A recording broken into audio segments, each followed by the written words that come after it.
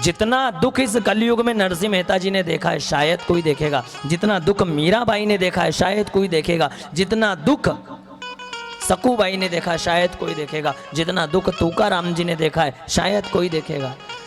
आज तो हम आपके और हमारे पास थोड़ा सा दुख आता है, हम भगवान को शिकायत करने लग जाते हैं, आज भगवान हमारी तरफ देखता नहीं है, भगवान हमारी सुनता नहीं है। भैया देखता भी है, सुनता भी है, पर रामचरितमानस में एक चीज लिखी है, निज कृत कर्म भोग सब भ्राता, कोहु न काहू सुख दुख कर दाता। निज कृत कर्म भोग सब भ्राता। व्यक्ति अपने कर्मों से दुख भोगता है और व्यक्ति अपने कर्मों से सुख भोगता है। कर्म अगर अच्छे हैं तो जीवन में सुख मिलेगा, कर्म अगर गलत हैं तो कितनी पूजा पाठ कर लो आप, उसका अंत तो होना है।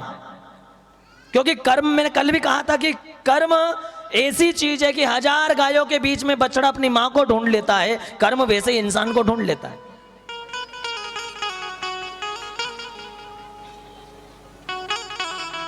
एक राजा था, ध्यान से सुनना। एक राजा था, एक उसका बेटा था राजकुमार। उस राजकुमार की शादी कर दी गई। शादी होने के बाद राजा, उसका बेटा राजकुमार और उसकी बहू आनंद पूर्वक रहने लगे। एक दिन राजकुमार ने तलवार बुलाई घर में। तलवार बुलाई, रात में वो अपनी पत्नी को तलवार निकालकर, म्यान में से तलवार निकालकर दिखा रहा था। तलवार चमक रही थी, उसमें धार भी बहुत थी, उंगली टच करो उंगली कट जाए इतनी धार थी तलवार में। अपनी पत्नी को दिखा रहा था राजकुमार। नंगी तलवार उसने अपने पलंग के नीचे रख दी। दोनों पति पत्नी सो गए। जो राजा था उसके गार्डन में एक मंदिर बना हुआ था भगवान शंकर का। वहां पंडित जी पूजा करने आते थे, देवादिदेव महादेव की पूजा करते थे, अभिषेक करते थे, जल चढ़ाते थे, फूल चढ़ाते थे। कहीं कितने वर्ष हो गए पंडित जी को पूजा करते करते। आज राजा के बेटे राजकुमार ने वो तलवार दिखाई अपनी पत्नी को और पलंग के नीचे रख दी। रात में राजकुमार तो सो गया, उसकी पत्नी उठी। पत्नी ने सोचा कि आज तक मैंने हाथ में तलवार नहीं ली, आज तक मैंने तलवार उठाकर नहीं देखी, मैं भी एक राजकुमार की पत्नी हूं, मैं भी तो तलवार उठाकर देखूं कि तलवार आखिर राजाओं की शान कैसे है।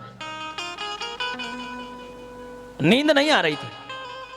अक्सर आप और हमारे साथ भी यही होता है, रात में नींद नहीं आती है, या तो टीवी चलाएंगे या फिर मोबाइल चलाएंगे। हाँ जी कि ना जी, अक्सर होता है हमारे साथ। अगर हमको नींद नहीं आ रही है, फ्री बैठे हैं, या तो मोबाइल ले लेंगे हाथ में।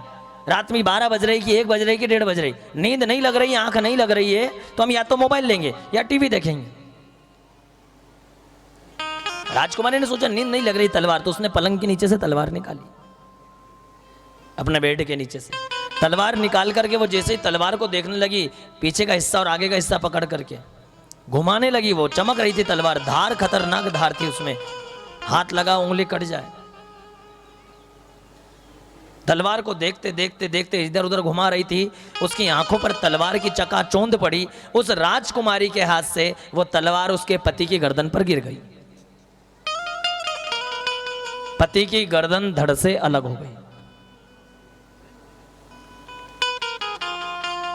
पति मर गया उसका। तलवार की धार इतनी तेज थी कि गर्दन पर गिरी, अलग। घबरा गई, क्या करूं, पति की मौत हो गई है। और अगर पति की मौत हो गई और ये बात मेरे ससुर जी को पता चली तो ससुर जी दंड देंगे, मौत की सजा देंगे। उसने अपने पति की लाश को सिर सहित एक बोरे में भर दिया और बोरे में भर के जो शिव मंदिर था उस शिव मंदिर के पीछे ले जाकर वो बोरा रख दिया। कानों कान किसी को खबर नहीं होने दी। आकर सो गई। दिन निकला, चिल्लाने लगी जोर जोर से, मेरे पति कहां चले गए, मेरे पति कहां चले गए, मेरे पति कहां चले गए। रोने लगी जोर जोर से। आज वो राजकुमारी तलवार देख रही थी, हाथ से छूटी, पति की गर्दन पर गिरी, बोरे में पति की लाश भर के शिव मंदिर के पीछे रख दिया। जोर जोर से रोने लगी। ससुर जी आए, क्या हो गया? बोले आपके बेटे को रात में किसने मार दिया।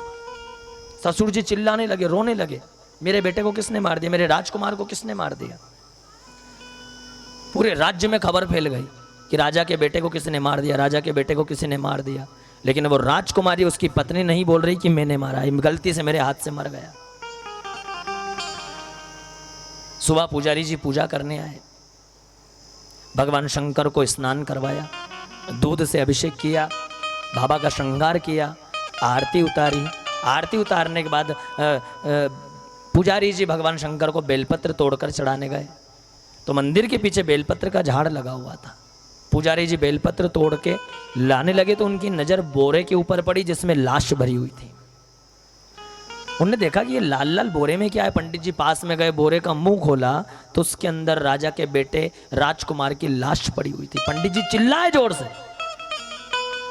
अब जैसे ही चिल्लाए तो वो राजकुमारी को उस बेटे की पत्नी को पता चल गया, राजा की पत्नी को पता चल गया कि मेरे पति की लाश देख ली है। तुरंत दौड़कर आई, पुजारी जी आपने मेरे पति को मार दिया, पुजारी जी आपने मेरे पति। पुजारी जी कह रहे हैं मैंने नहीं मारा, मुझे नहीं पता, आपने ही मेरे पति को मारा है, पुजारी जी आप हत्यारे हो। जोर जोर से चिल्लाने लगी। इतने में उसके ससुर जी आ गए। क्या हुआ? बोले मेरे पति की लाश इनने मार करके बोरे में भर के यहां रख दिया। पुजारी जी राजा के सामने लाख प्रयास कर रहे हैं, खूब एक्सप्लेन करवा रहे हैं कि मैंने नहीं मारा, खूब सबूत दे रहे हैं कि मैंने नहीं मारा, ये शंभू सामने है, ये प्रत्यक्ष सामने है, ये शंभू की कसम, ये शिव की सौगंध, मैंने आपके बेटे को नहीं मारा। पर राजकुमारी अड़ गई, आप नहीं मारा, आप हत्यारे हो, आपने ही मेरे पति को मारा है। राजा ने पंडित जी को कहा कि अपने दूतों से कि पंडित को बंदी बना लो। पंडित जी को बंदी बना लिया। अपनी बहू से पूछा क्या सजा दी जाए? बोले इनको भी मृत्यु दंड दो, मेरे पति को मारा है। पंडित जी चिल्ला रहे हैं कि मैंने नहीं मारा, मैंने नहीं मारा, मैं तो बेलपत्र तोड़ने गया था बाबा महादेव को ऊपर चढ़ाने के लिए, मुझे नहीं पता कि इनको किसने मार दिया, लाश दिखी मैंने बोरा खोल लिया बस।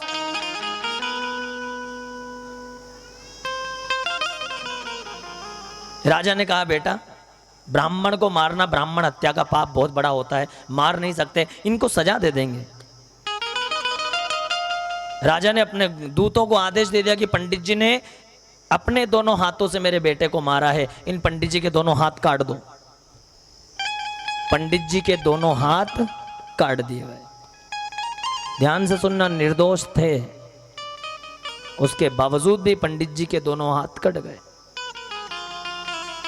रोने लगे, बिलखने लगे, घर गए, पत्नी ने खूब रोना धोना किया, क्या हुआ, क्यों आपके हाथ कटे, जब आपने हत्या नहीं की तो फिर आपको दंड क्यों मिला, क्या कारण था? पंडित जी ने कहा मेरे गुरुजी काशी में रहते हैं, मैं एक बार काशी में जाकर गुरुजी से पूछता हूं कि क्या कारण था कि मैं निर्दोष होने के बावजूद भी मेरे हाथ काट दिए गए।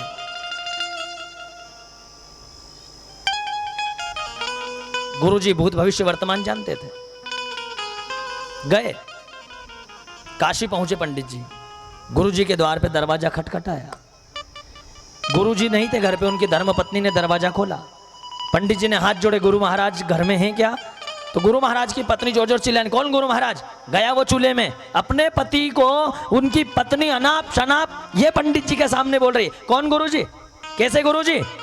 तुम्हारे गुरुजी में लखन नहीं है, चूल्हे में गए वो तो मरता भी नहीं है, जाता भी नहीं है, मैंने शादी करके पछता रही हूं, परेशान हो गई हूं। गुरु माता ये शब्द बोल रही है। पंडित जी ने मन में विचार किया कि मेरे हाथ का दुख तो दूर हो, पर गुरु माता कितनी भड़क रही है गुरुजी पे, तो गुरुजी की हालत क्या होगी? मेरी हालत ये तो गुरुजी की हालत क्या होगी?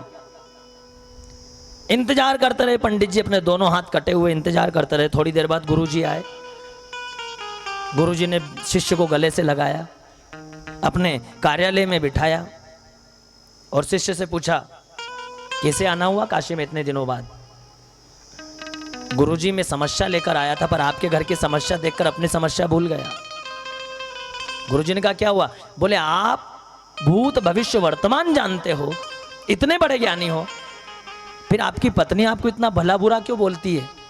आपने ऐसे कर्म किए जो आपकी पत्नी आपको भला बुरा, इतना भला बुरा बोलती है कि वो चूल्हे में जाए, शादी करके पछता रहे, मरता भी नहीं, ऐसे शब्द आपकी पत्नी ने आपको बोले? गुरुजी मैं मेरा दुख भूल गया, पर आप अपनी पत्नी के साथ कैसे रहते होंगे?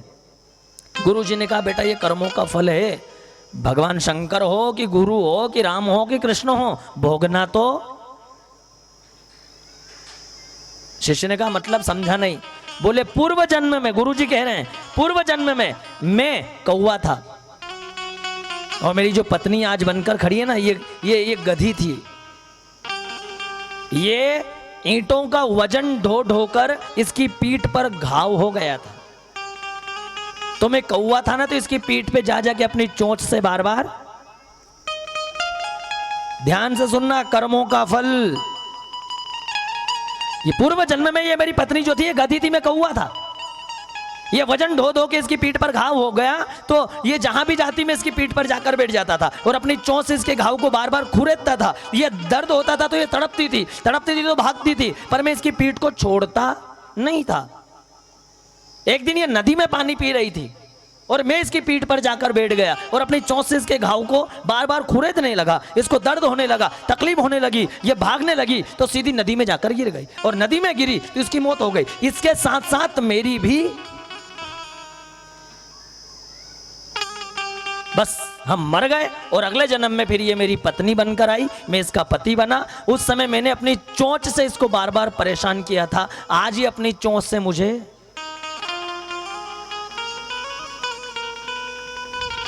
पिछले जन्म में इसके ऊपर बैठकर मैंने अपनी चोंच चलाई थी और आज ये पत्नी बनकर, इसलिए मुझे कर्मों का फल भोगना पड़ रहा है। तू बता बेटा, तू कैसे आया, तेरे हाथ कैसे कट गए? तो वो ब्राह्मण कहते हैं महाराज बस यही पूछने आया था, आप भूत भविष्य वर्तमान जानते हो, मुझे जरा सा ये बताइए कि मैं निर्दोष था, मेरे हाथ क्यों कट गए? गुरुजी ने पूरी बात पूछी, हुआ क्या? बोले राजा का बेटा की हत्या किसने रात में कर दी और शिव मंदिर के पीछे बोरा भर के रख दिया गया। सुबह में बेलपत्र तोड़ने गया, मैंने बोरे को देखा, उसमें लाश थी। राजकुमारी बार बार मेरे ऊपर इल्जाम लगा रही थी। राजा ने राजकुमारी की बात मानकर, अपने बहू की बात मानकर मेरे हाथ कटवा दिए, जबकि मैं निर्दोष था। मेरे हाथ क्यों कटे गुरुजी, जरा बताओ क्या कारण था? कौन से कर्म मुझे भोगना पड़े जो निर्दोष होकर भी मेरे हाथ कटे? गुरुजी ने आंखें बंद की, उसके जन्म, पूर्व जन्म में गए। तब गुरुजी उस अपने शिष्य से कहते हैं, बेटा पिछले जन्म में जो राजकुमार मरा ये एक कसाई था, और जिस राजकुमारी के हाथ से मरा, जो उसकी पत्नी बनकर आई, ये पूर्व जन्म में एक गाय थी। ये कसाई इस गाय के पीछे जा रहा था गाय को काटने के लिए, तो ये गाय डर के कारण भाग रही थी। और ये भागते भागते, तुम ब्राह्मण थे पूर्व जन्म में भी, तुम माला लेकर बैठे हुए थे, लेकिन तुम्हारे सामने से वो गाय भागकर जा रही थी। इतने में पीछे पीछे वो कसाई आ गया, गाय नहीं दिखी, तुम रास्ते में दिख गए, तो तुमसे उस कसाई ने पूछा कि इधर जाते हुए किसी गाय को देखा? तो तुम माला कर रहे थे, तो तुमने अपने दोनों हाथों से इशारा कर दिया कि इधर। कसाई गाय के पीछे गया और कसाई ने गाय की गर्दन काट दी। वही गाय अगले जन्म में उसकी पत्नी बनकर आई और वो कसाई राजा का बेटा राजकुमार बनकर आया। रात में वो तलवार देखने लगी, हाथ से तलवार छूटी, गर्दन पर गिरी, उसने लाश को बोरे में भर के मंदिर के पीछे रख दिया। तुमने जाकर बोरा खोल दिया, तुमने पूर्व जन्म में उस गाय को दिखा दिया था अपने दोनों हाथों से, उसका फल तुम्हें आज भोगना पड़ा। क्यों? बोले कर्म का फल आज नहीं तो कल किसी ना किसी व्यक्ति को भोगना तो पड़ेगा, ये पक्का है, वो तुम्हारा पीछा छोड़ने वाला। अब यहीं से गणित लगा लीजिए आप और हम कि मेरे कर्म कैसे हैं जो मुझे आने वाले समय में भोगना है।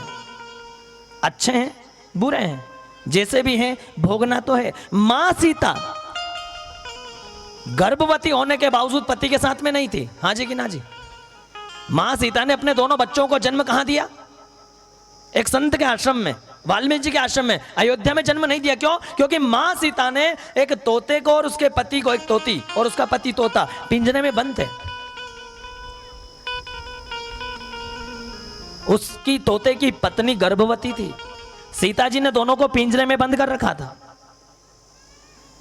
जब वो गर्भवती थी तो सीता जी ने तोते को उड़ा दिया और उसकी पत्नी गर्भवती थी, सीता से कह रही है, सीता मेरे पति को अभी मेरी जरूरत है, मुझे मेरे पति की जरूरत है, अभी मत उड़ाओ। लेकिन सीता जी ने उसके पत्नी की बात नहीं मानी, तोते की।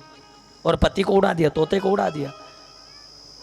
आज वो पिंजरे में बंद तोते की पत्नी तड़प रही है, सीता से कह रही है आज मैं गर्भवती हूँ, अपने बच्चे को जन्म देने वाली हूँ, इस संकट की घड़ी में मेरा पति साथ होता तो कम से कम मैं अपने बच्चे को सुरक्षित जन्म दे सकती। सीता, तुमने मेरे गर्भवती होने के समय के अवसर पर तुमने मेरे पति को मुझसे दूर कर दिया। श्राप देती हूँ सीता, जिस दिन तुम भी गर्भवती रहोगी उस दिन भी तुम्हारा पति तुम्हारे पास में नहीं रहेगा, तुम्हारा पति उस समय तुम्हारे पास नहीं रहेगा। और ये बोलते बोलते वो मर गई। तोते की धर्म पत्नी मर गई। सीता जी को वही श्राप लगा। अयोध्या छोड़ना पड़ी लंका से आने के बाद।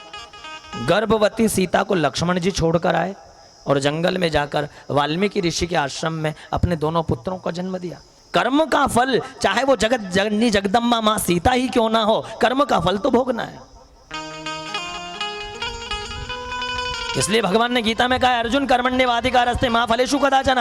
कर्म करना तो सोच समझ कर करना, एक एक कदम चलना तो फूंक फूंक कर चलना। क्यों बोले? भोगना तो पड़ेगा। अंधेरे में करोगे तो भी भोगना है, उजाले में करोगे तो भी भोगना है, क्योंकि गुड़ का स्वाद उजाले में भी खाओगे तो भी वही आएगा और अंधेरे में खाओगे